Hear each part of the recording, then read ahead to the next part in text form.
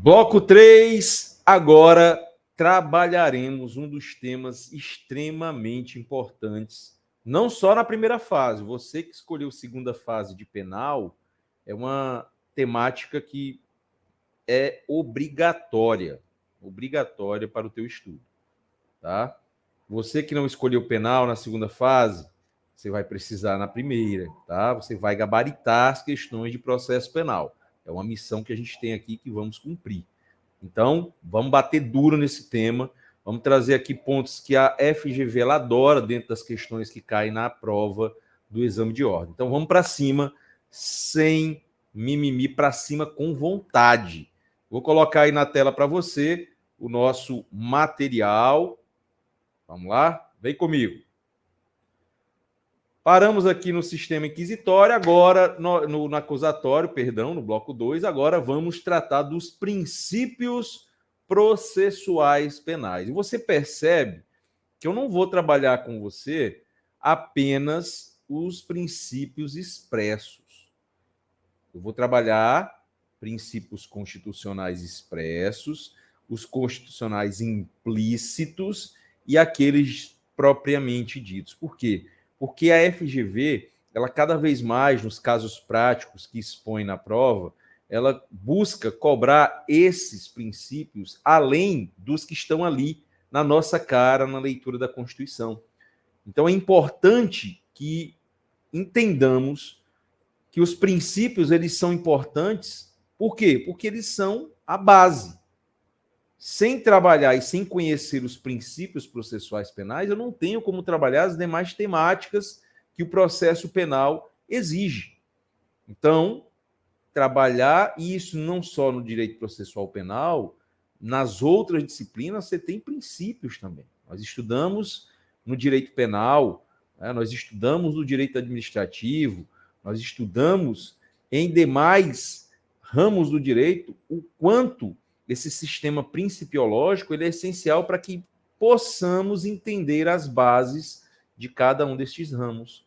Então, vamos aqui trabalhar inicialmente os constitucionais expressos, aqueles que estão inteiramente visíveis na Constituição. Vamos trabalhar os constitucionais implícitos, aqueles que podem não estar no corpo da Constituição, mas implicitamente, pode ser que esteja ali no CPP, pode ser que esteja numa lei especial, numa lei extravagante, mas tem essa força constitucional.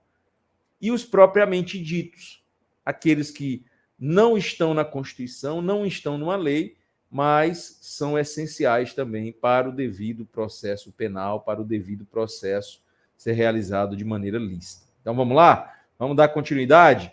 Primeiro princípio na tela para você, os constitucionais expressos, e o primeiro não poderia ser diferente, presunção de inocência, estado de inocência ou não culpabilidade. Eu fiz questão de colocar as nomenclaturas, porque a gente já fica aqui naquela ideia de como o legislador é ótimo, como o examinador ele vai colocar isso numa questão. Então ele pode falar em estado de inocência, ele pode falar de não culpabilidade, e você vai saber que quando ele colocar isso, você já tem a ideia de que é presunção de inocência. Então está lá no artigo 5º, inciso 57 da Constituição. Então é essencial que você pegue o seu vade-mecum, pegue a Constituição, vá no artigo 5º, no inciso 57 e faça a devida anotação, que ali você tem a presunção de inocência. Então, o que pressupõe este princípio da presunção de inocência?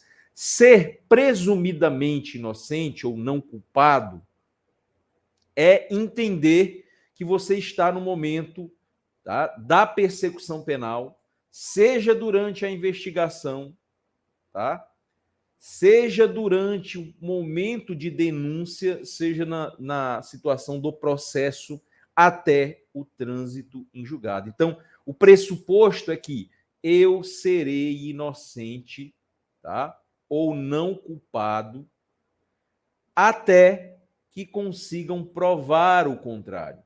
E o que seria esse provar o contrário? Eu ter uma sentença penal condenatória que traga uma condenação realmente toda fundamentada em argumentos sólidos, lícitos, e que isso transite em julgado, ou seja, não tenha mais possibilidade de buscar reverter através de recursos uma situação de condenação, ainda na segunda instância, ou buscar uma mudança quanto à legalidade ou constitucionalidade dos atos praticados, STJ, STF. Então, pressupõe-se que todo indivíduo será inocente desde que se prove o contrário, né? Desde que você não tenha um trânsito em julgado de sentença penal condenatória. E aí nós teremos duas dimensões, está aí na tela, a dimensão interna, que é bem interessante isso, a FGV ela já trouxe questões um pouco aprofundadas a respeito dessas dimensões, e a dimensão interna é aquela que trata, por exemplo, do ônus da prova. O ônus da prova cabe ao Ministério Público.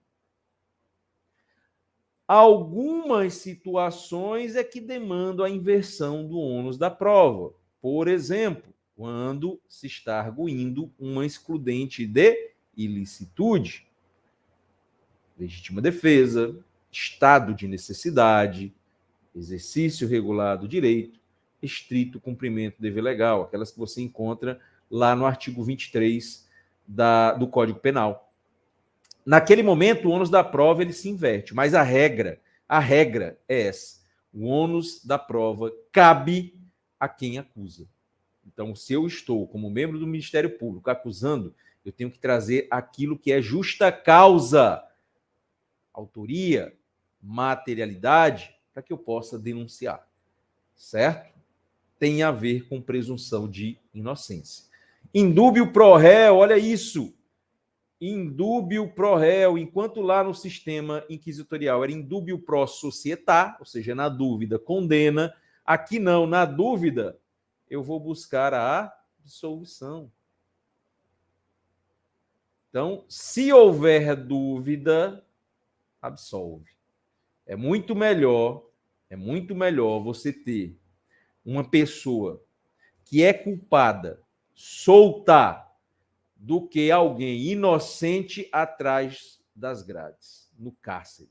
E, infelizmente, falando do nosso modo de julgar, de processar, de investigar e de condenar, nós temos muitos inocentes que estão aí pagando, né, atrás das grades, encarcerados, sem que realmente sejam culpados por tudo que está sendo imputado a eles. A gente sabe como é isso, tá?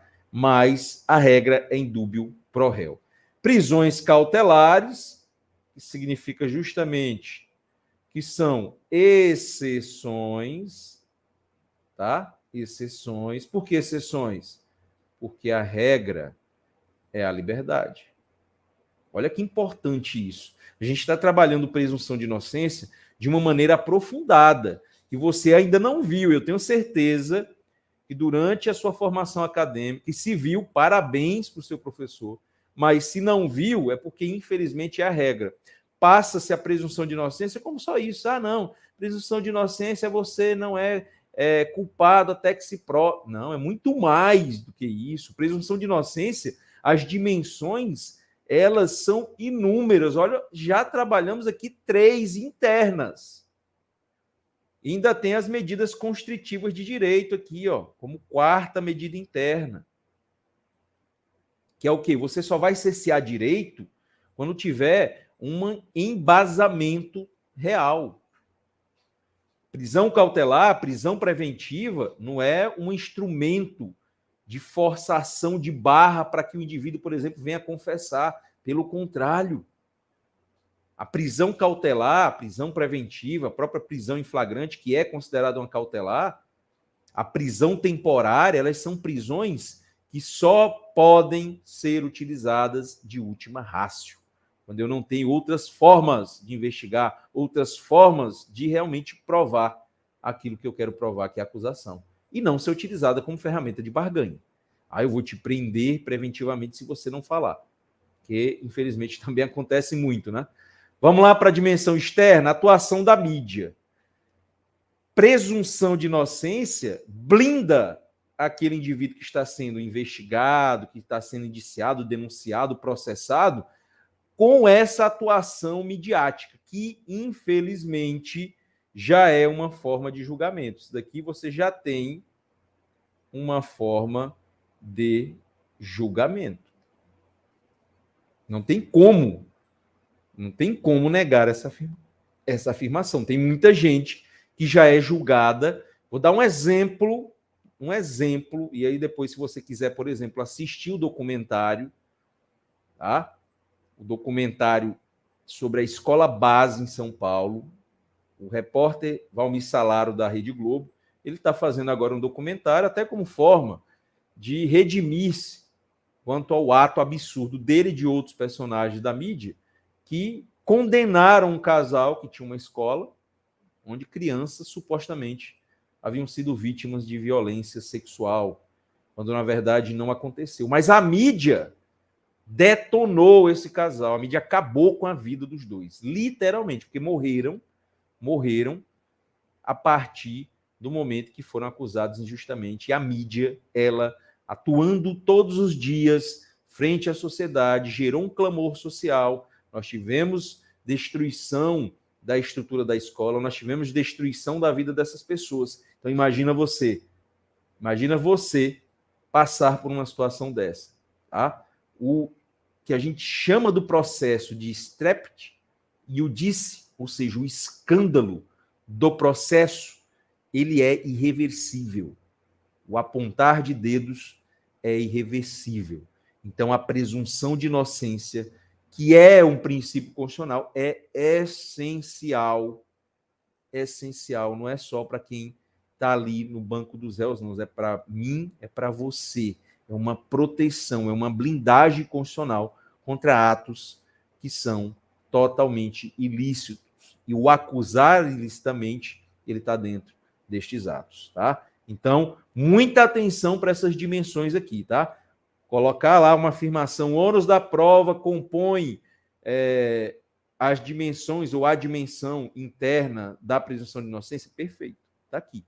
O indúbio pro réu, as prisões cautelares, medidas constitutivas de direito em relação ao externo, frente à sociedade, a questão da atuação da mídia, tá? Por isso que eu tenho que manter a presunção da inocência até o trânsito da sentença penal, o trânsito em julgado da sentença penal condenatória. Por mais que a mídia venha ali e fique batendo naquele réu sem a devida ou as devidas provas. A presunção de inocência é jurídica e não atuação da mídia para o social.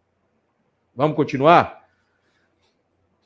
A possibilidade de execução provisória da pena, isso daqui é algo importantíssimo. Importantíssimo. Por quê? Porque você tem um histórico, né?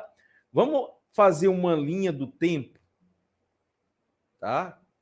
Se eu fosse realmente trabalhar toda a evolução desse questionamento, seria em torno de 4 a 5 blocos, como eu já fiz com os meus alunos em sala de aula, onde eu, através dessa análise, em 2 aulas de 50 minutos, nós trabalhamos para que eles pudessem entender o porquê que você tem esse questionamento sobre execução provisória da pena, tá? O que você tem? Primeiro você tem ali o Constituinte de 88, aqui vai ser uma linha temporal bem prévia, eu não vou mergulhar, como eu fiz na sala de aula, mas para que você tenha um entendimento dessa mudança, dessa evolução de entendimentos. Então, em 88, o que você tem? Não era possível, tá? Não era possível. É o que você tem no artigo 5º, inciso 57. Haverá presunção de inocência, ou estado de inocência, ou estado de não culpabilidade, até o trânsito em julgado da sentença penal condenatória. Ou seja, até chegar ao STF, a condenação permaneceu e eu não tenho mais o que recorrer. Acabou. Transitou em julgado, ok? Então, a Constituição entende que... E o que é, professor, essa possibilidade de execução provisória da pena? Entende-se, e a gente vai observar isso, em 2000, 2016, o que aconteceu? Nós tivemos uma análise e a votação entendeu que sim, nós poderíamos, sim, ter a execução provisória da pena. Ter a execução provisória da pena. E o engraçado é que aqui foi uma votação de 7 contra 4. Né? Só que a favor. 7-4. A favor, ou seja, executar provisoriamente a pena. O que seria executar provisoriamente a pena? Vamos colocar só aqui, para fazer essa divisão. Aqui você tem primeira instância, segunda instância. Tá? Ou seja, aqui o juízo ordinário, juízo comum, vara criminal. Aqui você tem o TJ, os tribunais de justiça, no âmbito de segunda instância. Aqui você teve uma condenação ou você teve uma absolvição. O que vai acontecer? Vai se abrir a possibilidade de recurso, não é isso? Porque às vezes a gente tem aquela ideia de que durante o ano de 2016 e até o momento que houve a mudança bem recente, em 2019, de que não haverá a execução provisória da pena, entendia-se que tem que ser condenação. Aí eu posso. Não. Poderia ser uma situação de condenação, recurso da defesa. Aí o que acontecia? Você tinha uma possibilidade de continuidade de condenação na segunda instância. Aí executava provisoriamente a pena. Mas eu poderia ter, na primeira instância, uma absolvição, recurso do Ministério Público, e na segunda instância, mudando-se, porque ali, primeira e segunda instância, você tem resolução de mérito, base no mérito, análise de mérito. Então, aqui, quando a gente fala em executar provisoriamente a pena, eu vou pegar aqui uma outra cor, vou botar aqui de vermelho, não, vou botar de preto aqui para circular.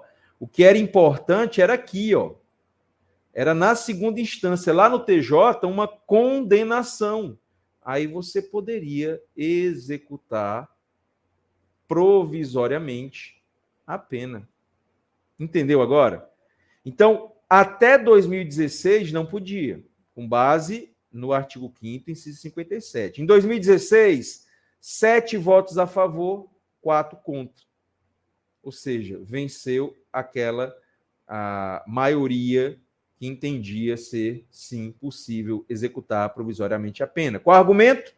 Só se discute mérito na primeira e na segunda instância.